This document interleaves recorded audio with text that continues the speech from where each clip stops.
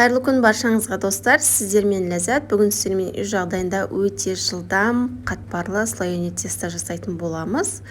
Бұл қамырмен көптеген тәттілерді, сонымен қатар самса, мясной пирогтардың барлығын дәл осы қамырмен жасай аласыздар. Видеоның соңына дейін қарап, менімен бірге жасап көруге кеңес беремін. Бізге ең әуелі маргарин немесе сармай. Маргарин де жарай береді. Барлығын алдына да өлшеп аламыз. Бізге 400 грамм маргарин қажет болады. Және де мен суды салқын етіп морозильникке кесіп алдым. Өйткені бізге салқын су қажет болады. Салқын суымызға 1 шай қасық тұзды саламыз. Және де 1 шай қасық 6% алмалы уксус қажет болады. Яблочный уксус. Бұл біздің қатпарлы қамырымыздың қытырлауына септігін тигізеді. Және де салқын 1 жұмыртқа саламыз. Барлығы салқын болу керек. Соны ескеріңіздер, жақсылап араластырып аламыз. Барлығын алдын ала грамдармен өлшеп дайындап алыңыз, және де бұл қатпарлы қамырды жасап жатқан кезде жылдамдық қажет болады. Осындай таза жерімізге ұнымызды саламыз, және де біздің сармаймызда өте салқын болу керек, бізде үкіштен өтуге ыңғайлы болу үшін. Үкіштен дәл осылай өткізіп аламыз. Егер сіздердің сармайларыңыз жұмсақ болса, ол үкіштен өтпейді, және де сіздердің қамырларыңыз қатпарлы болмай қалуы мүмкін. Сол себепті маргаринді міндетті түрде салқын етіп алыңыздар. Дәл осылай үкіштен өткізе отырып, ұнмен араластырып тұрыңыздар. Сармай бір-бірімен бірігіп кетпесін. Барлығын дәл осылай үкіштен өткізіп аламыз, және де қолымыздың көмегімен өте майда етіп ұнтақтап шығамыз. Көріп тұрғандарыңыздай өте майда етіңіздер, сонда біздің қамырымыз әдемі болып шығатын болады. Міне ұнтақ тәріздес болды.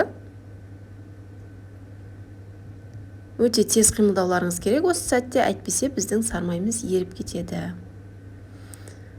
Дәл осы қамырымыздың ортасын ашып, алдын ала дайындап аламыз, және де салқын суымызды құя отырып, қамырымызды үстіне жауып отырамыз. Бұл жерде қамыр иленбейді, тек қана бірігу керек. Илеудің қажеті жоқ, тек қана қамырымыз бір-бірімен біріксе болғаны. Көріп тұрғандарыңыздай мен үст-үстіне қойып жатырмын. Мен 4 бұрышты форма етіп, дәл осылай үст-үстіне қойып біріктіріп шығамын. Және де тез-тез әрекет жасауға тырысыңыздар. Салқын су мен салқын сармай барлығын дәл осылай үст-үстіне қойып, 4 бұрышты формамызға икемдеп аламыз. Көріп тұрғандарыңыздай қамырдың барлығын жинап, егер сіздер қамырды илеп тастайтын болсаңыздар, сіздерде ешқандай да қатпарлығы болмай қалады.